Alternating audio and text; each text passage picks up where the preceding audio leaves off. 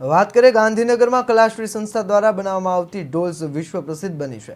Barbie ડોલ્સને પણ હંફાવી દે તેવી આ દેશી ઢીંગલીઓ છે। 80 વર્ષે પણ દાદીમાએ કળાને જીવંત રાખ્યું છે। કલાશ્રી સંસ્થા દ્વારા છેલ્લા 4 દાયકાથી આકર્ષણ ઊભું કરાયું છે। કલાશ્રી રાજ્ય સરકારને માટે રજૂઆત કરશે।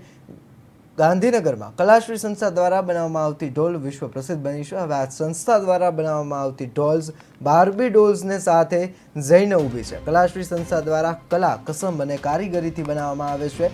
હેન્ડીક્રાફ્ટથી 1 લાખ કરતાં વધારે ડોલ્સ બનાવનાર કલાશ્રી હવે ડોલ્સ ગેલેરીમાં 18 પ્રકારની ડોલ્સના 1100 નમૂના મૂકી દેશ વિદેશના કલાપ્રેમીઓનું આકર્ષણ પૂરું પાડશે।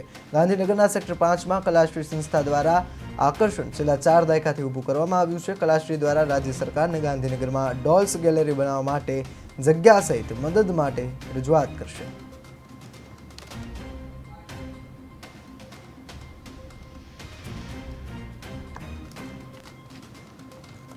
અમારી સંસ્થા જ બધું કામ કરે છે, જે હું એ બતાવું છું, શીખવું છું એ પ્રમાણે એ લોકો એ કામ કરે છે। બધા અત્યારે 20 બહેનો કામ કરે છે। આમ જુઓ તો હું 60 વર્ષથી કરું છું, પણ અત્યારે લગભગ